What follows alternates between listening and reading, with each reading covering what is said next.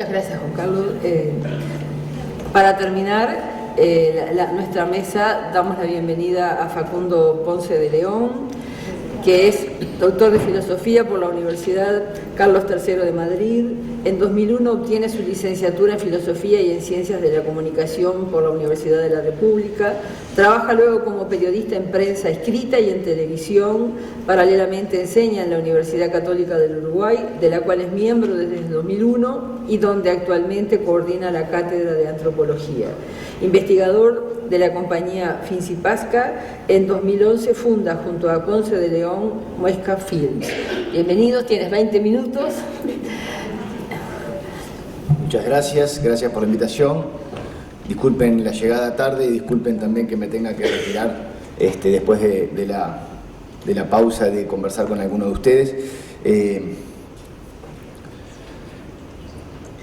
11 de mayo de 1960.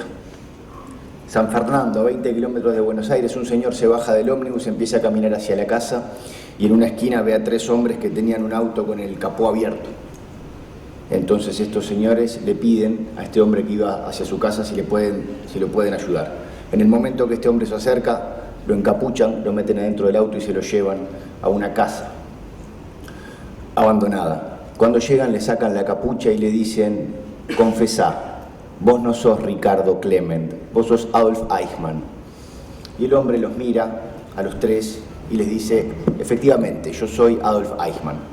Estos 3 hombres, que eran del Mossad, del servicio secreto israelí, llaman inmediatamente a Israel y le dicen: lo encontramos.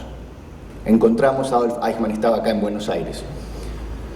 El gobierno de Israel llama al gobierno de Buenos Aires y a los 9 días les ponen un avión en Ezeiza y lo llevan a Israel. Adolf Eichmann era el encargado de la solución final, el encargado dentro de la cúpula nazi de que no quedara ningún judío sobre la faz de la tierra. ¿Cuándo se sabe esta noticia? Primeros días de junio de 1960, Hannah Arendt, filósofa alemana, judía, a la que le dediqué 7 años de mi vida leyendo todo lo que escribió, estaba en Nueva York, se había escapado justamente de Europa y ve en un kiosco de Nueva York: encontraron a Adolf Eichmann en Buenos Aires. Se va inmediatamente a The New Yorker, publicación donde habitualmente colaboraba, y dice: me quiero ir a cubrir este juicio. Encontraron a Eichmann, encontraron finalmente a el hombre encargado de la logística del exterminio. Le dicen que sí y se va a Jerusalén a cubrir el juicio que duró 6 meses y terminó con la sentencia a muerte a Adolf Eichmann. Hannah Arendt escribió periódicamente algunos artículos que publicó The New Yorker, y cuando llegó, después del juicio, sacó un libro, el libro más polémico de su vida, el libro que le costó dolores de cabeza hasta su muerte y que sigue hoy generando una polémica interminable. En el 2005 se tradujo al hebreo y volvió a levantar una polvareda. ¿Por qué fue tan polémico este libro? Eichmann en Jerusalén, un informe sobre la banalidad del mal. Porque la tesis de Arendt fue escandalizadora para todos, sobre todo para la comunidad judía. Porque Arendt vino a decirnos en el 63: la gran monstruosidad del nazismo es que Eichmann no es un monstruo, es un tipo completamente normal. Me animo a decir que hasta fue un buen padre y un buen amigo de sus amigos. El problema de Eichmann es que perdió la capacidad de juicio. El problema de Eichmann es que se volvió un ser superficial, que repetía las reglas sin jamás discernir sobre ellas. La monstruosidad de Eichmann es la monstruosidad del mundo moderno, que nos mete como piezas de una maquinaria donde uno termina sin saber lo que está haciendo, sin capacidad de pensamiento.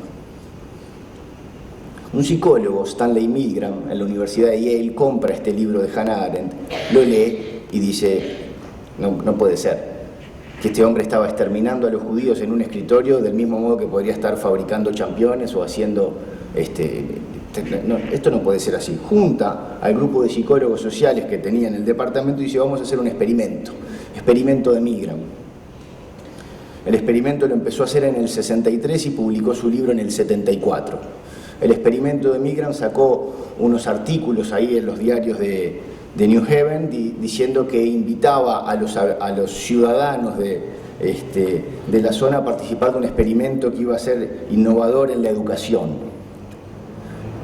se le pagaba un pequeño dinero y le dejaban faltar al trabajo. Se presentaron 700 personas al experimento, un experimento muy sencillo. Era un maestro y un alumno. Estaban esperando en una sala de espera, entraba Milgram con la túnica blanca del científico y le decía: muchas gracias por venir a participar de este experimento. Uno de ustedes va a ser de maestro, otro de ustedes va a ser de alumno. En realidad el alumno es un cómplice del experimento. El experimento está hecho solo para el maestro. El alumno hace que está en la sala de espera, que también se presentó, pero en realidad está dentro del guión del experimento. Y el experimento consistía en que el maestro se sentaba enfrente a un panel eléctrico, conectado con los cables a una silla que estaba en el cuarto contiguo. Entonces le mostraban: mire, esta silla está con los cables, usted se va a sentar acá, y le va a decir al alumno una serie de palabras, una especie de quiz, ¿no? Le dice unas palabras, supongamos que le dice ciudad, linda, peligrosa o nublada. Respuesta correcta: ciudad nublada. Y así con 20 palabras más. Se las va a leer todas juntas, lo va a dejar descansar 5 minutos al alumno y después usted le empieza a decir palabras sueltas a ver si él conecta con la palabra que usted le dijo al principio. Cada vez que el alumno se equivoque, usted le va a dar una descarga eléctrica que van de 15 voltios a 450 voltios. Este es el experimento madre. Hay 18 variaciones del experimento, en la cual no vamos a entrar hoy. Y lo que me interesa es ir directo a la conclusión. El 75% de los participantes llegaron a los 450 voltios. Salvo 2, todos a partir de los 150 voltios empiezan a tener una especie de incomodidad con el experimento. Sobre todo porque el alumno, que como les dije era el cómplice que estaba sentado en la silla, a partir de los 150 empieza a gritar. Y a partir de los 300 dice: por favor, terminen el experimento que me estoy muriendo. Aún así, de los 300 a los 450 voltios llegó el 65%.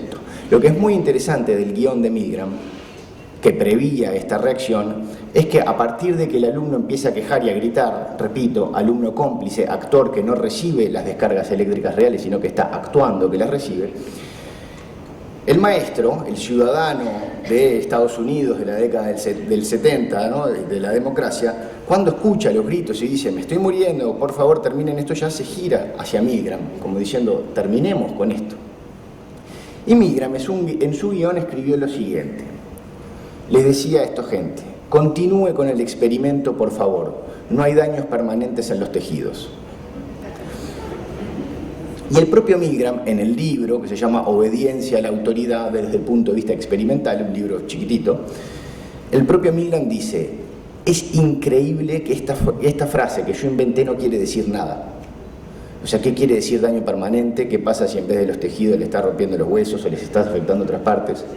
Dice: ningún participante me preguntó qué quería decir la frase. Tenía la simple frase un efecto sobre el maestro automático de seguir apretando las descargas eléctricas. La conclusión que sacó Milgram es que Arendt tenía razón, que en realidad los sujetos entran en ciertas lógicas en las cuales pierden el discernimiento y siendo completamente, digamos, normales, están perpetuando el mal. De ahí la idea de la banalidad del mal. Termino con esta parte 1 para explicar qué es esto para Hannah Arendt. Si bien ella no lo dice así, pero es un poco la reconstrucción de la investigación. Esto es la muerte del concepto de autoridad. Cuando pasan estas obediencias de este tipo es que la autoridad no existe más.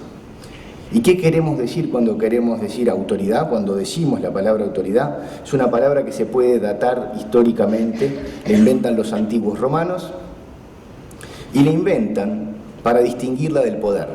Los romanos, los antiguos romanos, probablemente el pueblo político por excelencia, se dio cuenta de que en el funcionamiento de la comunidad había cosas que no tenían que ver con el poder, porque el poder acontece en el espacio, tiene que ver con la distribución de las relaciones espaciales entre los adultos y los niños, entre los adultos y los ancianos. Había cosas que escapaban a la lógica del poder. Entonces inventaron la palabra auctoritas, que en realidad en su etimología principal quiere decir aumentar. La autoridad es el aumento. ¿El aumento de qué? El aumento de la fundación. ¿De la fundación de qué? Para los romanos, de la fundación de la ciudad, el destino, digamos, de Roma, que estaba contenido en la fundación.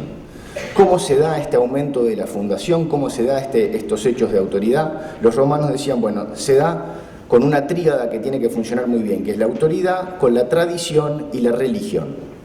La tradición es conocer el pasado, es de alguna manera un modo de ordenar el pasado, porque el pasado es técnicamente todo lo que pasó de ayer para atrás. Es tan infinito el campo del pasado que la tradición es lo que te da como ciertos mojones, ¿no? Si querés saber de historia, léete estas cosas. Si querés saberla un poco sobre pintura, tenés que ver estos 6 o 7 cuadros. De alguna manera te marca un rumbo dentro de esa inmensidad que es el pasado. Y la religión para los romanos era el religar, religión de religar, de volver a atar a cada uno con su destino, con su historia, con un entramado social. Entonces esta tríada, religión, tradición, autoridad, es para los romanos el sentido del tiempo, que no tiene nada que ver con el sentido del espacio, que es el poder. Me voy a permitir leer una cosa. Yo no traje PowerPoint, estoy muy influenciado por un señor que una vez en Madrid me dijo, en una sala así como esta, antes de preparar una charla, me dice, una pregunta, ¿usted va a decir algo interesante o va a usar un PowerPoint? Y fue una frase que me quedó, después de ahí quedé como bloqueado al uso del PowerPoint.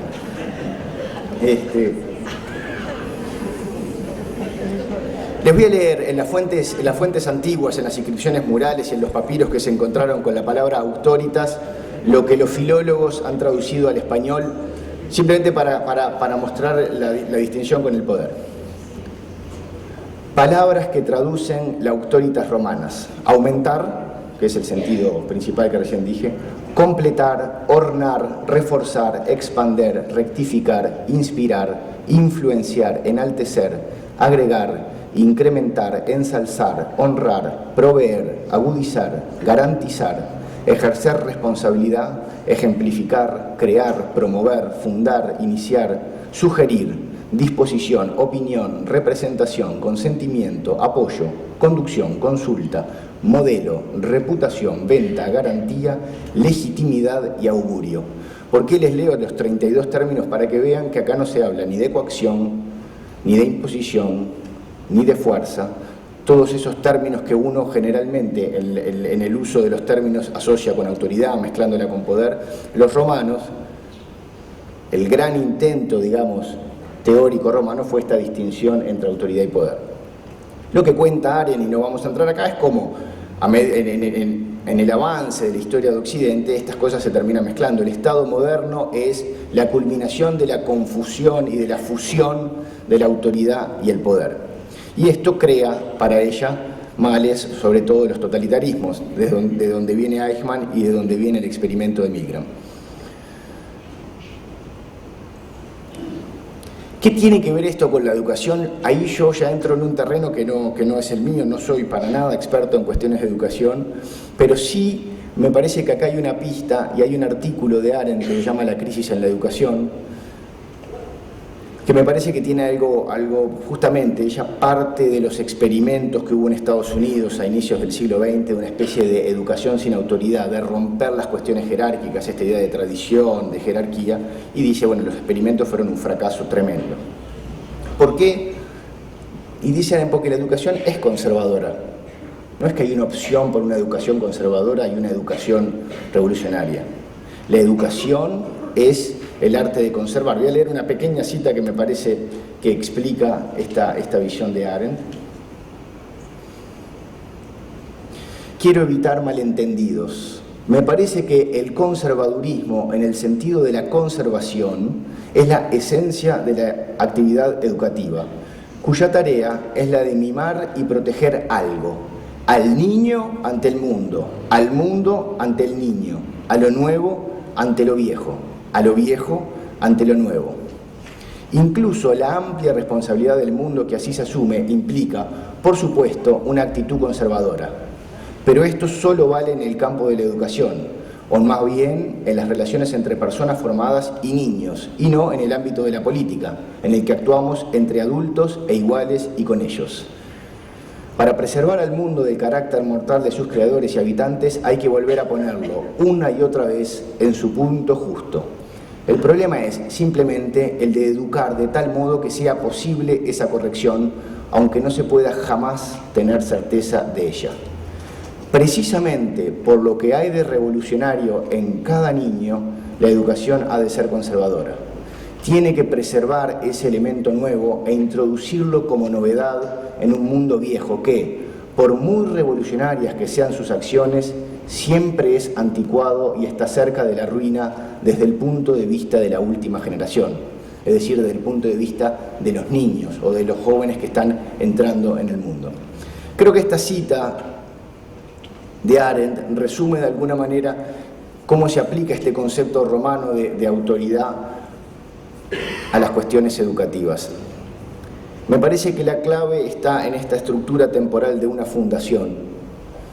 Tenemos que resolver a qué fundación nos vamos a remitir para tratar de aumentarla con nuestras acciones. Esto es una lógica diferente del poder y es una lógica en la cual se entra poco, probablemente porque lo que Arendt estaba denunciando en este artículo es, y de alguna manera surgió en las primeras intervenciones, tiene que ver con una falta de responsabilidad, con una falta de cargarse el mundo sobre los hombros, sin que ese mundo pese. Cargárselo porque no es una opción no hacerse cargo del mundo para los adultos. El gran problema ahí es una especie, digamos, de adolescentes en quienes no tienen que ser adolescentes y de niños en que no tienen que ser niños. Esto tiene muchas aristas, quizás podamos entrar en algunas en el intercambio que tengamos ahora. Yo entonces dejo por acá si abrimos el debate. Me parece que es una linda manera de cerrarlo. Muchas gracias.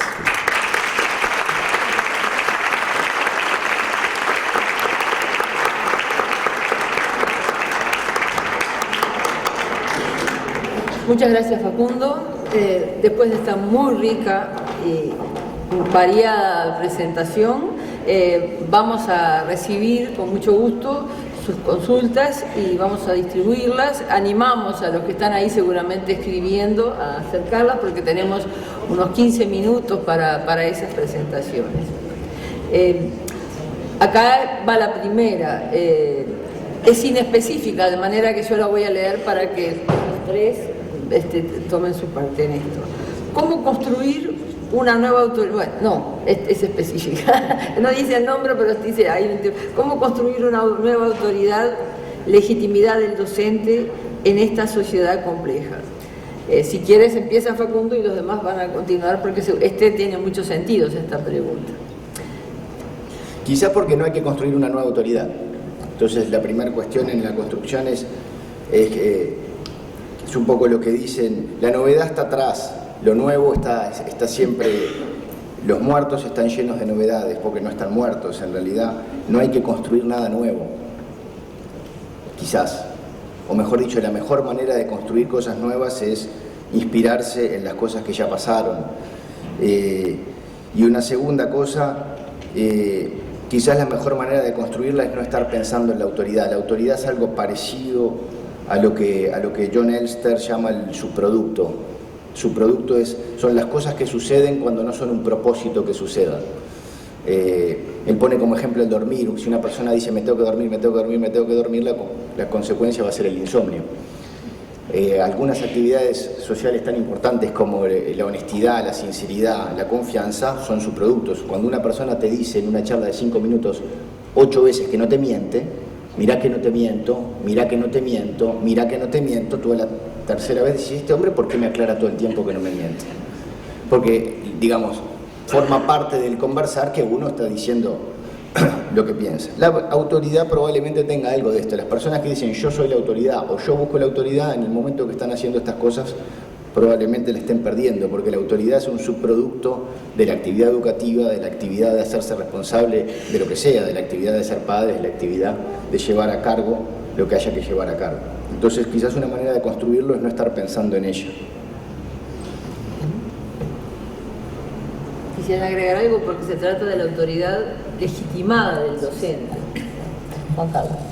Sí, la verdad que siempre esas preguntas que empiezan por el cómo son compleja, porque no hay un cómo, no existe una receta que indique cómo hacer algunas cosas, especialmente en este nivel de complejidad en el que nos estamos moviendo. Pero en esta misma línea, ¿no? Es decir, bueno, no, esto no es algo que uno se lo proponga y tenga un fin específico. A mí me parece que hay un elemento fundamental, es que la autoridad es legítima cuando uno hace bien lo que tiene que hacer. Y un docente, si el docente logra que sus alumnos aprendan, seguramente que va a tener autoridad.